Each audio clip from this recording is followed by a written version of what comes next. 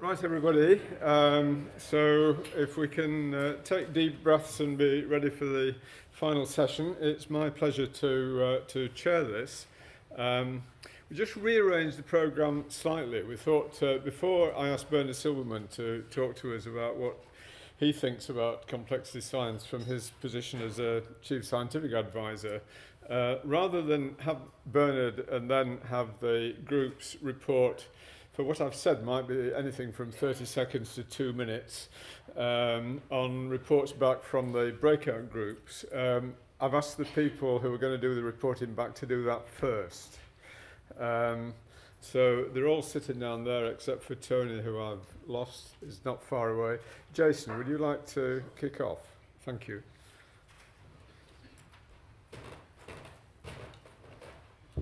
So I was convening the breakout session 4, Back to the Future, What Can We Predict and How to Do It.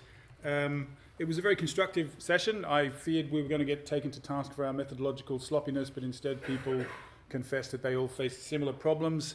I kind of launched the discussion with a focus on meta-modeling, the idea that we might get useful progress out of replacing, when we can, our complex simulation models with kind of more lightweight statistical models that allow us to do things like extrapolate over large sets of parameter spaces and so on.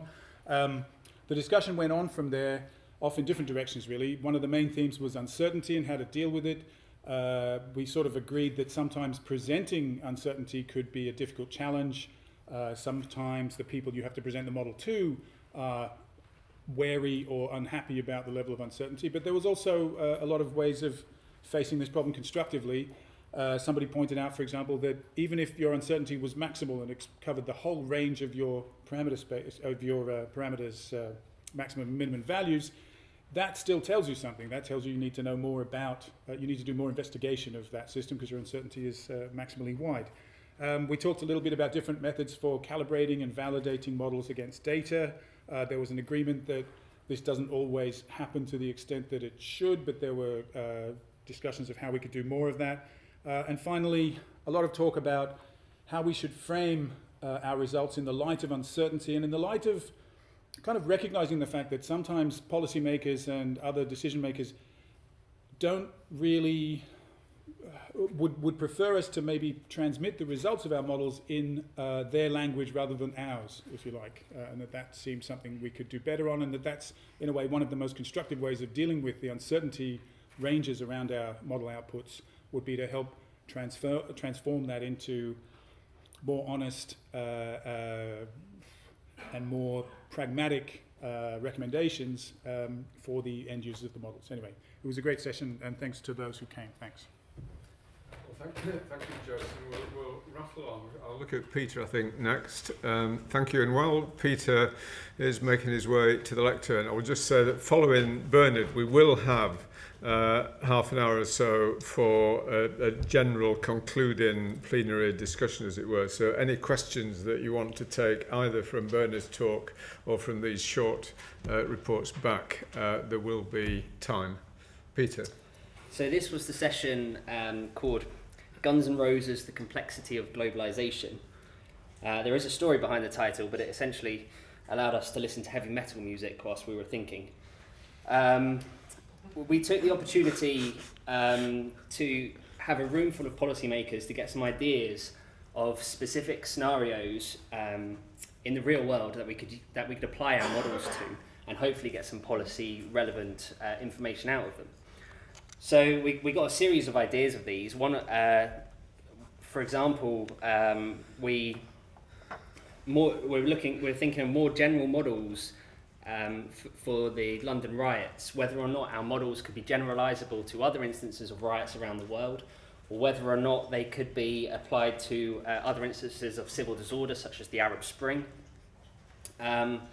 We discussed whether or not our trade modelling could be applied to investigate the UK coal strategy, whether or not our trade model might also have something to say about German reunification back in the 80s, or whether it might have something to say if China was to separate into distinct states. Engineering infrastructure and maintenance was another point, and also the economic effects of diseases, both in humans and animals. There were also a few other points raised which are slightly more general. The first is that we should do more to include political processes in our models, incorporating the politics of nations. We should do more to address scenarios in which parameters for our models move outside historic ranges. We should account for change of behaviour in a population that policy intervention might make. And finally, we should do more to ensure that our complex models, and in many cases their complex assumptions, are robust to real-world policy decision-making. Thank you. Bruce?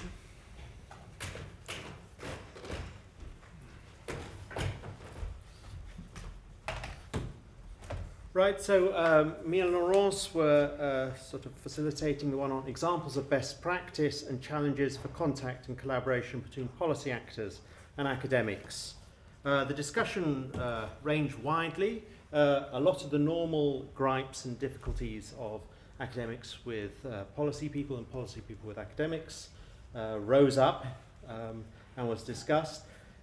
And the barriers. Several of the issues that came up, one was the balance of finding the right collaborators one can communicate with openness and being other collaborators, potential collaborators, being able to know and discuss who's there. There's a big cost behind trying to establish communication with someone, and once you find someone you can communicate well and collaborate well, that's worth a lot, even if they're not necessarily the right person for the job. Both sides said there's a great difficulty in finding the right person to talk to. So most of the academics didn't know how to look in government documents for who is interested in the research they're doing or who they might need to contact with the research they're doing. And likewise, civil servants didn't have any idea of how to contact academics and find out who of the academics would actually be useful for them. Of course, there being no central authority in that. And one of the final issues, I've probably missed out lots of the issues, the different needs for establishing reputation. So academics are pushed and asked to be policy relevant in their research, but it is very difficult for us to prove our impact. There's no system like citation for us contributing impact to practical projects. So that was some of the discussions raised, and future meetings and workshops are planned. Excellent, thank you. We get a good range of contributions. And finally, Tony.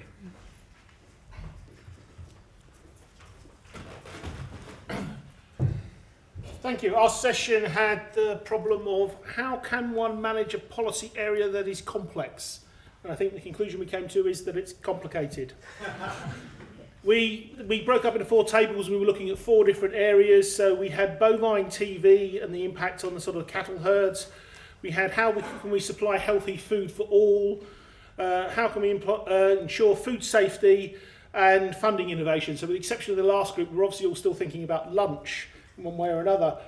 The key part of this, I think, was around data, which would lead to information, which would lead to insight. So actually making sure you've got a lot of information from around the different systems that you're looking at, different sources. If you want to understand the complexity, it will be complicated, it will be detailed, but you need to get that breadth of understanding of your raw information in order to be able to make conclusions. In the subsequent debate that happened around the tables, I think there was an interesting move towards the fact that one model doesn't actually work, and you need to understand how you might apply different models to different segments or different cohorts of your population, because actually the behavioural effects of individuals in those complex systems mean that one set of systems or policy levers don't actually provide the solutions you want to need, and it's about how you influence them on a local level with different cohorts, etc. So that led to a later discussion around that. There are different competing assumptions that sometimes fit into these models, and we need to make sure when we're modelling the complexity, We don't allow that to actually just overrule the process. And we need to get some consensus about what are the most appropriate assumptions would need to be in order to actually get some realistic results. I think the key area that we found, though, is that it's actually getting the detail in place, because the complex systems need a lot of information and a lot of work, and it's not something you're going to solve quickly. Thank you, Tony. So we'll now move on to our second keynote speaker, and I'm delighted to introduce Bernard Silverman. He's a distinguished statistician. You've seen his biography in the paper. Professor in Bath, professor in Oxford, master in Oxford College, former president of the Royal Statistical Society, fellow of the Royal Society, and I could continue probably for quite a long time.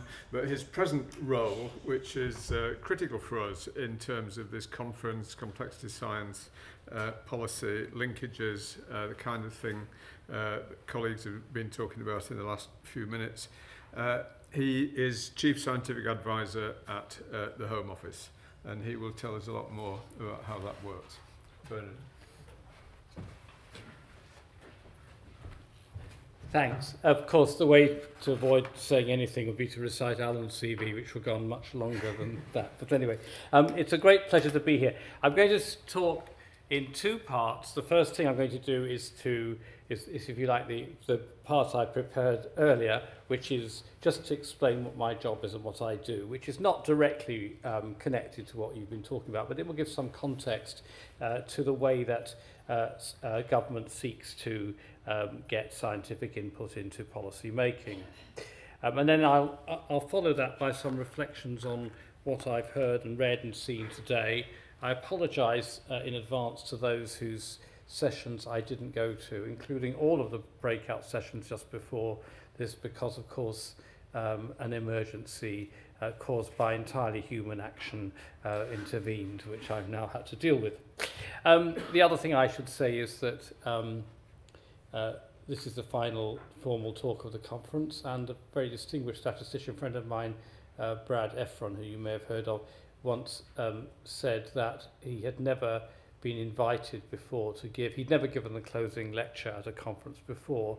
Indeed, as far as he could remember, he'd never been to the closing lecture at the conference. So with that in mind, I'll try to be fairly brief. So what do I do? Sorry, I didn't write quite all of this, but just to explain who I am, what I do. The idea is I'm supposed to be a leading scientist who's appointed externally to give independent, impartial advice to Home Secretary and ministers. And in principle, every government department has one of me. In practice, it's not quite true, but the ambition is that every department should have someone like me appointed to work. And we all work under the chairmanship of Sir Mark Walport, who is the government's, as you know, the Prime Minister's Chief Scientific Advisor. My job's a bit different from many CSAs, and I have quite a large management responsibility. We have a directorate in Home Office called Home Office Science, which we've brought together over the last 4 years, and this draws together all the different kinds of science, ranging from social science, economics, statistics, all the way to, in some contexts, nuclear physics and things like that. So we have a lot of different things, and I'll talk about those a bit more. I have an overall responsibility for science and research in the Home Office and its agencies, but please don't complain to me about some aspect of some agency. The Chief Scientific Advisor Network is really quite remarkable. It has no counterpart anywhere in the world, and I know from my international work, where you have advisors from different departments all getting together. I'm responsible for fostering links to industry and academia, which is why I feel I can spend the afternoon here at the taxpayers' expense, and internationally as well. And this morning I signed 4, treaties will be a bit strong, but 4 memorandum of understanding for joint research internationally, and we do a lot of that kind of thing. I facilitate the advisory committees. That's what I do. Other CSAs have slightly different remits. My job's full-time. There is no time to do anything other than what is up there. And these are some of our priorities to give you an idea what the Home Office does. The Home Office has 3 main priorities to cut crime, which it is or isn't very good at, meaning crime seems to go down. We will take all credit for that, of course. To manage immigration and to prevent terrorism. In fact, part of my responsibilities in regulating animal experiments don't fall into any of those, except as a public order issue, but that gives you an idea. Here are our overall priorities. You can all read, so if you can look down and you can see that our first priority is about informing and improving policy development, and our second, operational effectiveness. And there is a great deal of modelling goes into both of those. So I'll show you a more detailed structure. But for instance, the fact that you have to queue for a lot less time at the airport than if you were American, you would have to queue at an American airport to get into your own country, is down to some of the modelling work that's done by my colleagues in the who work in that area. And there are many, many other examples. The fact that I'm sure no one, actually I'm sure it's not true, given that 10% of the population are on the DNA database, which I own, probably someone here is on the DNA database, but if you are arrested and not charged, then after 3 years your DNA will be knocked off the database, and that is actually based on some modelling work that was done to look at what was the proportionate time to retain data. We've got to produce accurate and informative statistics. That's quite interesting. We've got to carry regulation, and so on and so on. So you can see that our entire operation is quite a complicated system in itself. That's the org chart. In government, everything has to have an org chart. But what I want you to take away from this is that policies on the left, operations on the right, and enabling regulation on the bottom. And there's the names, and we have units in crime policing analysis. In OSCC stands for Office of Security and Counter-Terrorism, migration, decision support for operations, that supports a lot of the operational aspects of the Home Office. We own the National DNA Database, and we have a laboratory called the Centre for Applied Science and Technology, which does a lot of other work around policing, protective security, and so on. And then along the bottom you can see various other functions that we carry out. And finally, the people, the real heroes, are the ones in the brown box on the left, especially the Home Office Scientific Advisory Committee, which is chaired by Alan Wilson, and the others as well. So the people down the bottom are people that work for us out of the kindness and goodness of their hearts, which is fantastic. And so, that one. So here are just some topics that we've been looking at recently. Crime statistics, never out of the news. Migration statistics, where we are involved, but it's mainly published by the Office of National Statistics. We're trying to understand more about organised crime. Modern slavery is really important, where it is very difficult to work out how much slavery there is, because there are lots of different sources of data, none of which are in any way reliable. And the reason is that if someone is freed from slavery, sometimes they don't realise they were in slavery in the first place. Often they go underground or disappear, or they might leave the country, or they might be in a very bad state, or whatever, or we might never hear about it, or they might not emerge. So it's actually not just a matter of, it's not like the crime survey there in England and Wales where you can ask people, were you burgled in the last 12 months? You can't ask people, oh, by the way, were you in slavery in the last 12 months? You can, and you'll get something from it, but you can see it's not going to work quite that way. So we're working on using multiple systems estimation, which I call also mark recapture, to put together all the different aspects of that. And we're having a workshop on that quite shortly, because banning it is all very well, but in my view, actually quantifying and understanding the characteristics of something are really important as a step in operationalising that policy. Indeed, even bringing in modern slavery legislation is itself an interesting approach, because virtually nothing that's being made illegal by the slavery legislation isn't illegal already. But the point is, by bringing it together into a single offence, that will concentrate the minds of all of us on what is a dreadful thing and which should not be the case in the present day. So that's important. Cues, I've already mentioned, the DNA database has involved quite a lot of interesting work, and so on. So there's all these different aspects of, these are just some of the things that we are working on. I'm glad to discuss it informally afterwards. Okay, I thought now I don't like looking at screens when, so we'll switch that off. Can I switch that off? It'll be done from the control panel. Yeah, he can do that. Great, thank you, it's gone. I just wanted to maybe reflect on some of what I've heard. I thought what was really interesting was the different range of areas.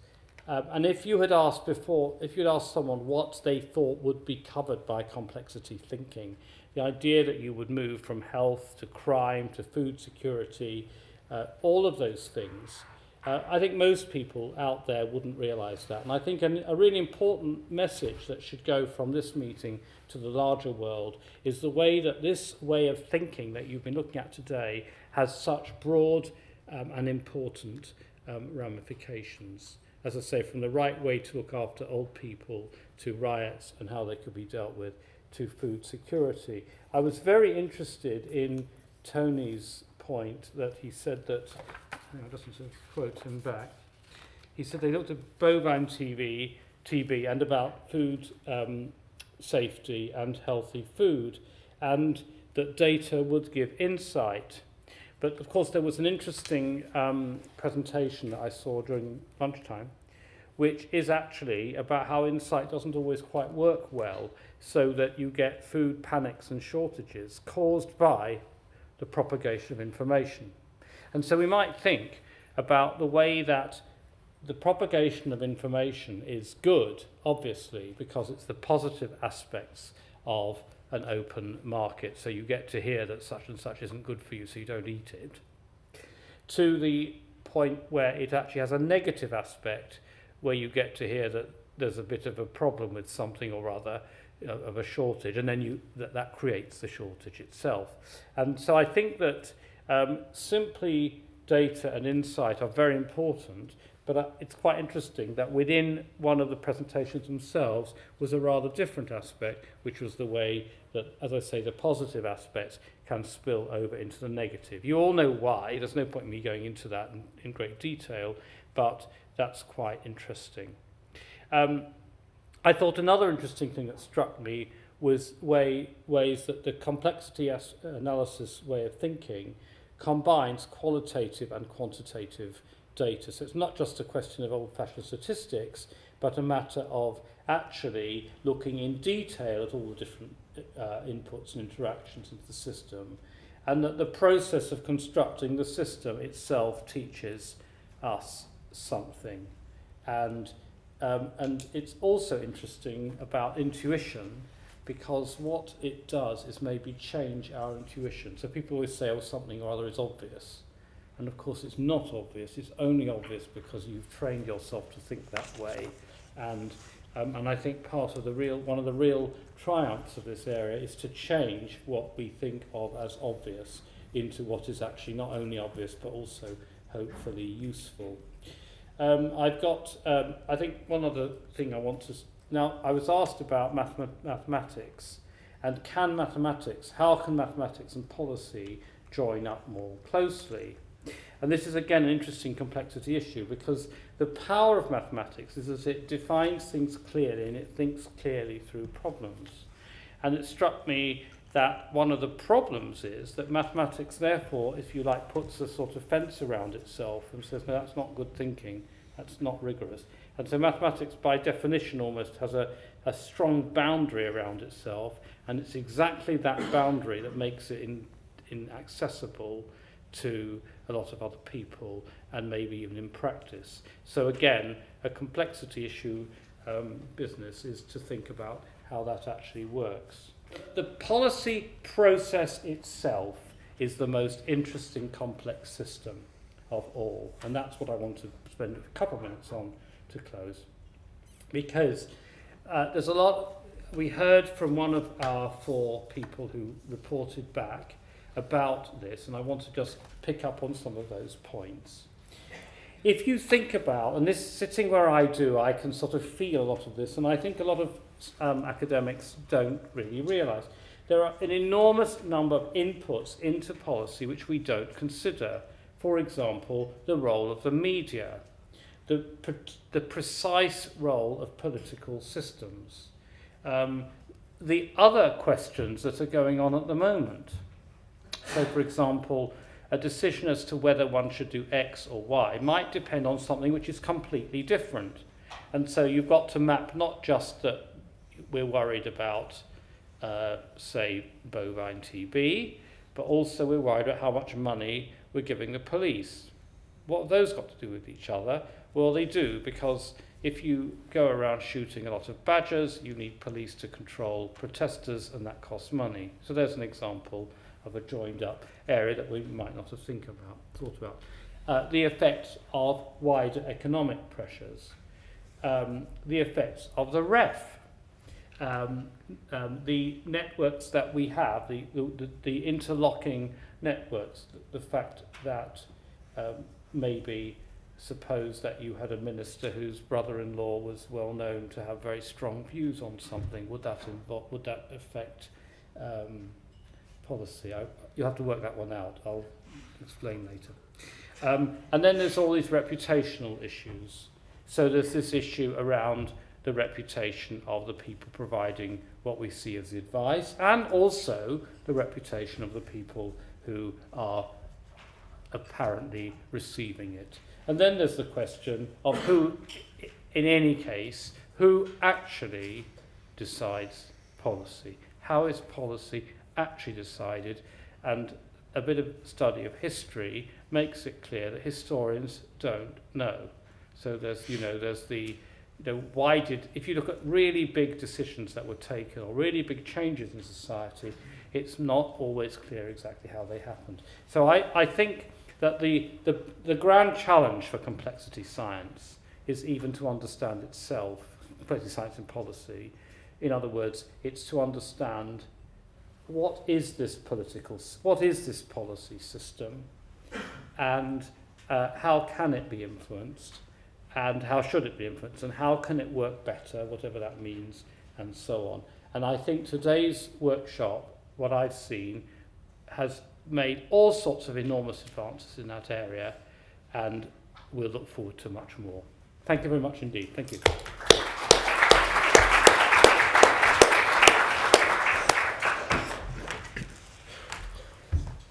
Well, the floor is now open for a general discussion. We could start, if you wished, with questions to Bernard, but we have a panel. So my 3 PI colleagues, Nigel, Ed, and Jane, have joined Bernard. I'm going to attempt to chair it. So questions either arising from the reports from the breakout groups, questions to Bernard, general questions to the panel, big issues that have arisen during the day, feel free. Who would like to kick off? Please, Bruce. Well, I'd like to ask the panel, what should we be doing next? This sounds like 20 questions, isn't it, the first start? I think I'm just going to work along the row, actually. So, Nigel. Actually, the pragmatic answer, I'm not sure who we actually are in your mind. If we're talking about the CSRW projects, then fortunately they still have a little time yet to run. So we will carry on doing what we've been doing before, somewhat influenced by the inputs from today. As far as something slightly less boring, as an answer is concerned, well, and yeah, I want to follow up our speaker's point about understanding the policy process.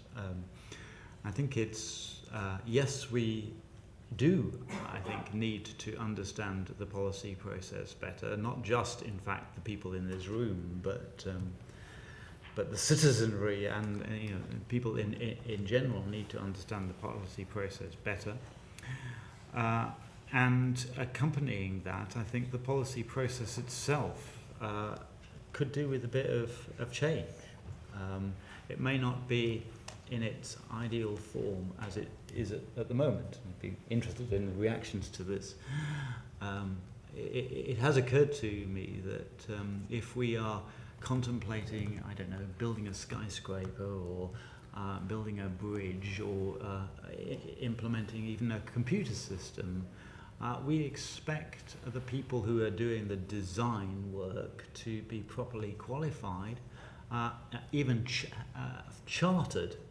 So one has a chartered engineer. But when it comes to designing policies,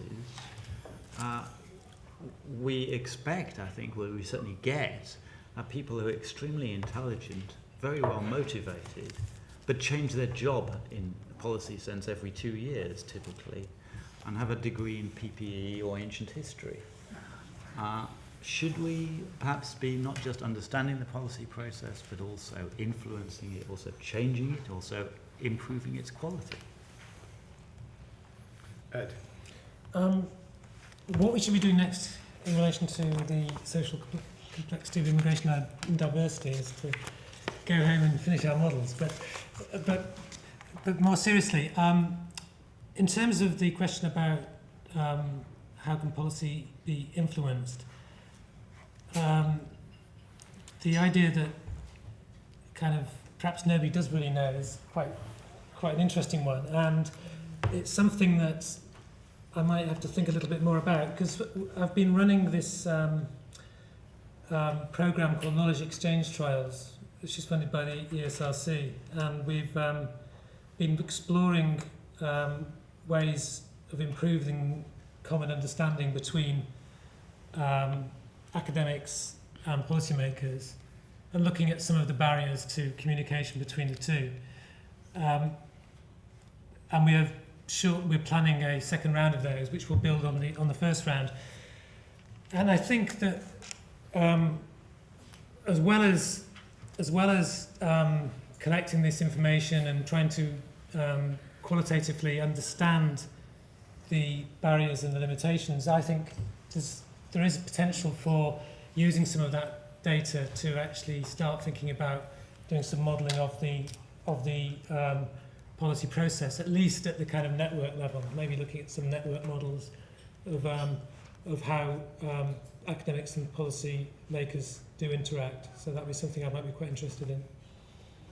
Jane. Thank you. Yes, I think what's next for us is to also to go back and carry on. We've got one more year of funding till the end of May next year. But I think for me, one of the things I've taken from this initiative, which I think was really brave of EPSRC, to actually put money into a research call and then explicitly state that complexity scientists had to work with social scientists, is that it started a dialogue. So it started a dialogue between different parts of the scientific community that previously many of us hadn't worked together. So certainly the 4 teams in Southampton had not worked together before. We'd worked together in different permeations, but never the 4 teams together. And I was just struck at lunchtime, I was having a conversation with other people about how we could start to build bridges with other communities. So we're doing work on Liverpool cities. And perhaps we should start thinking about how the work we've been doing on ageing can be joined up with the work that's happening on livable cities. So for me, the excitement is we need to continue the dialogue and we need to continue the sharing across the disciplines. I think one of the reasons that perhaps we have so much uncertainty in our models when we're modelling social systems is actually human beings behave in very different and unexpected ways. And so this is something that the social sciences can bring to the natural sciences, is actually an understanding of behavioural change and how individuals behave or unexpectedly behave in different ways. So it's the interdisciplinarity I think we should carry on doing and do more of. Lots of good advice. Bernard, do you Well, want to... I'm not going to repeat again what I said, but I'm actually amused by this idea of unexpected, because this is exactly the point about intuition, which is that it's not unexpected at all. It's just unpredicted, which is slightly different. But more seriously, I genuinely think that, as has already been tweeted out, I can see, that it's the policy process itself that we should start thinking about more and more clearly, and to try to be dispassionate, because actually I think ancient history probably has quite a lot to teach us, and so we shouldn't think we should try and get away from an us and them situation, but actually even try to reflect on how you analyse a process that you're actually part of yourself, which is not at all straightforward. Well, it's a brilliant starting question, Bruce, which gets us all involved. I would just make two very brief comments myself. Firstly, we know much more about modelling than we're applying in a hard way in practice, and then we'd learn much more about models. It's not a big community, and you know, we'd like it to be bigger. And then the other thing that occurs to me, especially listening today, Jane will allow me to take the Southampton work as an example.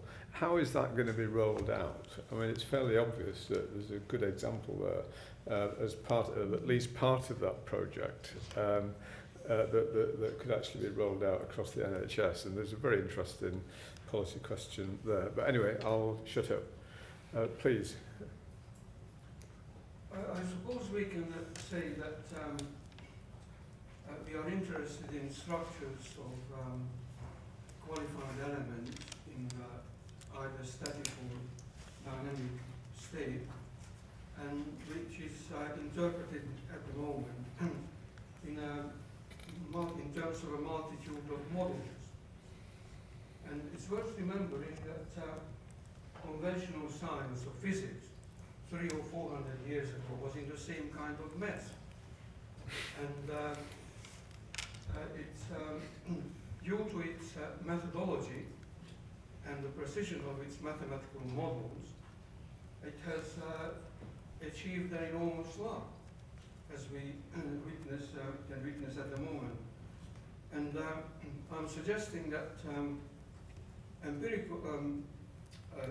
empirical research should carry on in the field of structures or systems, and on much the same lines, using or similarly using the methodology of conventional science, but using linguistic modeling.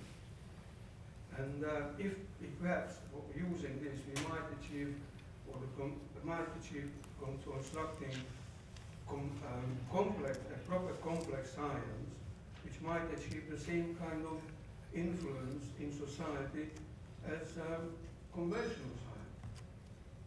So the status of what we do. I'm not going to go across the whole panel now in each of these questions. Would anybody like to have one go at that? I'd just say one thing, which is that there was a time when it was felt economics could be like this, so that people said, oh, well, you know, that we could have the Newtonian equations of economics and everything would be wonderful. And it wasn't quite. And so we shouldn't be too ambitious, or we can be as ambitious as we like, but we shouldn't be surprised if it doesn't quite work out. But that's no reason not to try. Alex. So one of the other questions that came up in our session, which connects to what Bernard and Nigel were talking about, the policy process, we were talking about using participatory modelling in this sort of steering approach, a co-design of policy in which all the stakeholders sit down, build the models, understand the models, and have some investment in those models. And by understanding the models, we can make better policy because we understand our context better. And one of the comments that was made was that sort of in reality, if we do this kind of participatory work, it's very difficult to translate that into policy because we have to have a good, simple story to tell in the chamber or for the media. You know, in order for this policy to fly. So my question is, how do we make stories about complexity, and how do we put complexity into common parlance so that we can actually, that it can be intuitive for people to make decisions based on complexity? Nigel? I think in a way you've already answered your own question. I'm not sure that there is a recipe about how to do that. I think the important thing is, and I agree very much with the implication, that we do need to do it, that we mustn't hide behind the kind of jargon of complexity science. And it's all very well in this audience talking about complexity science, but we don't want necessarily to approach ministers and say, I've discovered the answer to all your political problems. It's complexity science. That won't get very far, I suspect. But if we, yes, narratives are important in social life. And I think that the message that I'm getting from this is that we do need to think very seriously about the possibility of developing narratives as part of our research process. I'm going to take Brian Collins next, who may want to comment on this. As a former Chief Scientific Advisor twice over. Brian? Actually, I was going to ask a question, but... No, go on, ask the question. Go on. In some ways, it's complementary. It's to do with the international aspects of policy making. I mean, we sit in a framework. What I heard today, apart from, I think you mentioned one international scenario, everything has been largely about policy frameworks that are national or subnational.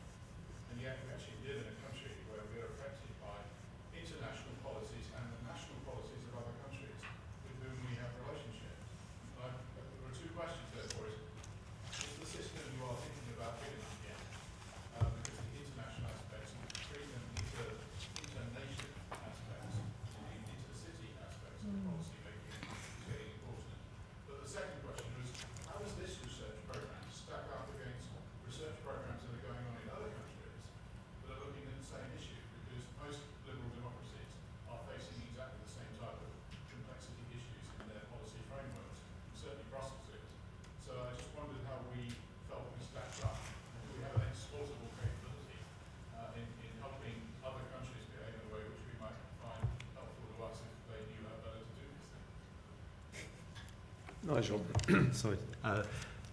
Just to, in terms of the second question, the facts, as it were, that the European Commission in its framework programme and now that the Horizon 2020 has indeed funded quite substantial amounts of research under the heading of what they call policy modelling, which is more or less the same thing as what we're talking about now.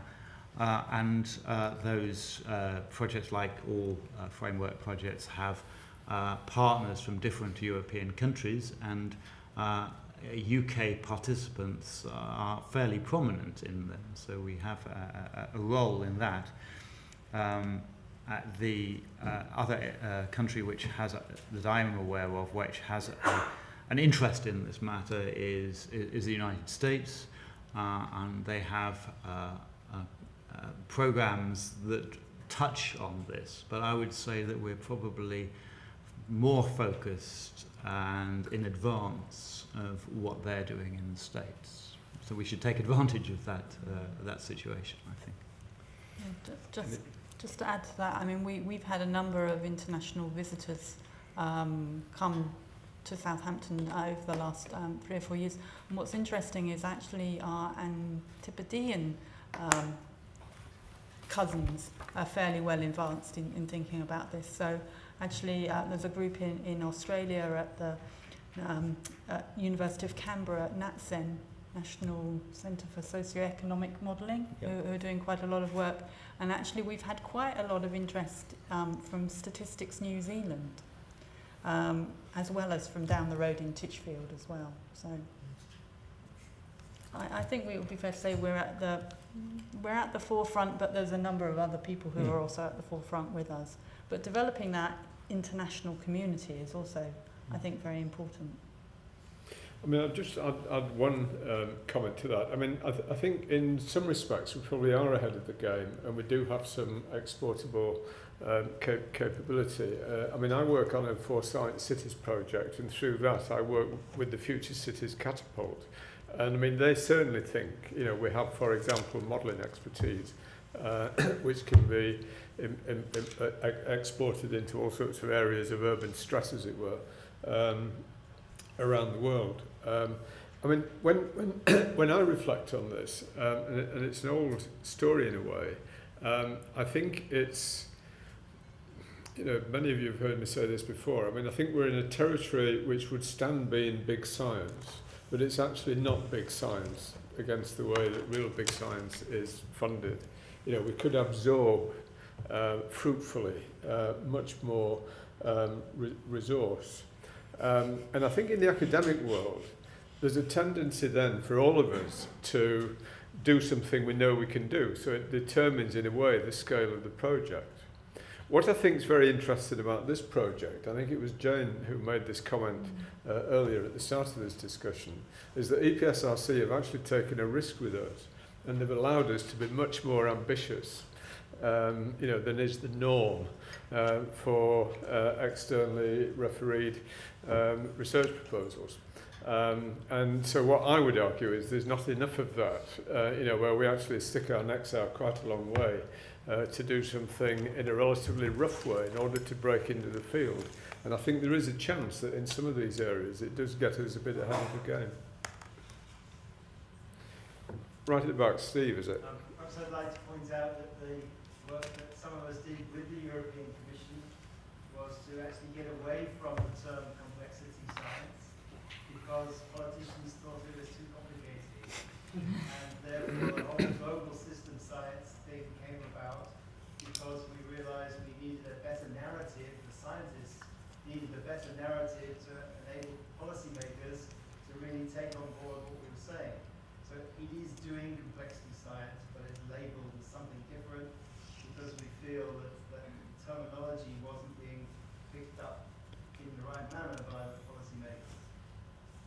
No, that's very interesting. That takes us back to Alex's narrative point. Global system science is because our experience with policymakers. Yeah, that's very interesting. Right, we've just got time for one or two more questions, then I just want to make a few remarks at the end. So I'll ask the panel if they want in a minute to offer any concluding remarks. But is there a final question in the room? Please, Tony. I think it's three, maybe four very short points. I think the statement that no one knows how to influence policy is not true. It's just sometimes very difficult to influence policy. And that's related to my second point, which is we've done an awful lot of work about interaction between academics, academia and analytics inside governments. And the key issue has always been about the timing, because often we're asked to do questions and resolve issues at a very short time scale, and it's actually very difficult to do the proper research and work in an academic time scale. And I think Bernard's point about being more flexible about that policy process means we probably need to be flexible about that process on both sides. I think there's one request I would give to sort of all the people working on the projects to think about going forward. There's been great breadth and variety on the subject areas you included. It'd be good at the end of those projects to actually have a sense of where else could this be applied. Yeah. Yeah. Because I think there's a lot of transferable ideas there, but they may not be apparent. And then the last bit, I say on influencing policy, if there is something going on at the moment, I'm noticing more and more, is that we're getting more, it may not be an oxymoron here, more intelligent journalism around some of the scientific and academic issues. There may be cases it's not going in and influencing the policy cycle, it's actually using academia to go in and influence the journalists in order that the politicians start to take in. Yeah. Yeah. Thank you for that. I'm going to take that as important comment as much as a question. It takes us back to Alex's point again. I'm going to give my panel colleagues no more than 1 minute each to make a final comment. That will take us to 29 minutes past 5 and leave me with 1 minute. Bernard, do you want to start? So Tony actually reiterated a point. Journalists are part of the policy making system, and that's an example of it. And the only other thing I would say is that we shouldn't ask how we could influence policy, but how policy has been influenced in the past and how things have been communicated. So we shouldn't ask how we can put complexity into common parlance. We should ask how we do put complexity into common parlance, and maybe even some of the arts and humanities have something to bring here. The idea of stories, example, data, fiction, reporting. You buy the newspaper, it has all these different ways of communicating things, and thinking about that is itself an interesting systems issue. Jane. I don't really have very much to add, except, I mean, I take your point about the transferability, and I think what's come out today is we've been looking at very different topics, but actually a lot of the modelling skills underneath are actually common. So I think that's a challenge for us to try and bring out the commonalities of the advances that we've been making, and maybe convey those messages as well as thinking about the actual application. Although the application is important because it then convinces people that it's a useful thing to have been doing, but we need to take a step back. So thank you for that. Ed. Just briefly, I suppose in many ways it's been very reassuring to hear about the common problems that other projects have faced that are similar to our own, and it is a reflection of the fact that this is quite a risky area to be working in. In particular, I think I've learned something from the actual process of actually doing the modelling.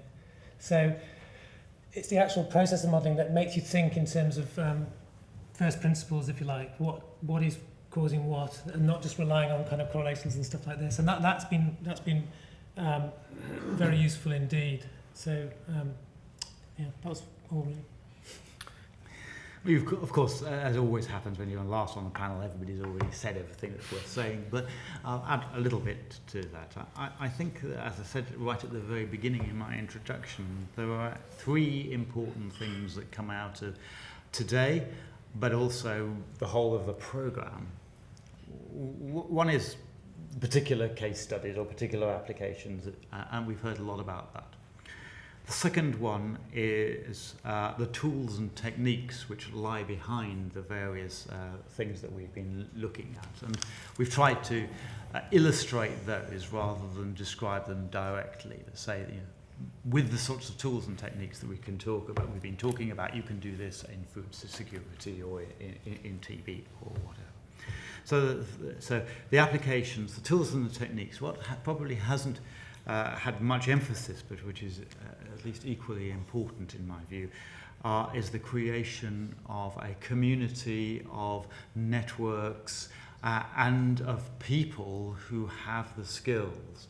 And as I said in my very first slide, this programme has involved something like 100 researchers and 20 PhD students, and I hope that will be they will represent, in a way, our lasting legacy. Yeah. Well, thank you, Nigel. I just want to take one further minute and then we can adjourn for drinks, because what I want to do is to thank quite a lot of people for today, and I should thank in advance those who inevitably I will omit through failures on my part. Firstly, Nigel, Jane and Ed as my colleagues as principal investigators on these projects, but particularly all our research colleagues who produce the posters and demos around the City of London rooms here today. Secondly, to thank Alison, who I think I spotted somewhere at the back there, I can still see her hand half up there, who has put in Herculean efforts to run this conference and to get it off the ground, and along with Helen, Yvonne, Amy, and actually I think what turned out to be a small army of people who've been helping on the day. Thirdly, I would like to thank the Royal Society for, I have to say, excellent catering, great efficiency during the day. I would thank our colleagues in the control room up there who can still run everything immaculately. I watched the computer close down when he realised that we'd actually finished the business. It's all done from up there, and he's smiling at me now. So very, very grateful for that. I will thank our keynote speakers, Tony and Bernard, very important to us today. I'd like to endorse what Jane said, to thank EPSRC for taking the risks and funding these projects. And if I won't embarrass her, sitting down on this side of the room is Claire Tansley, who's been our in-house supporter from EPSRC, who always comes to these meetings, and we're very grateful, Claire, both for EPSRC in general and for your support in particular. And finally, I would simply like to thank all of you for coming today and for generating for us really useful feedback, discussion, comment. And it's felt like a really good day. So many thanks. We now head downstairs where drinks will be available, proper ones. Thank you.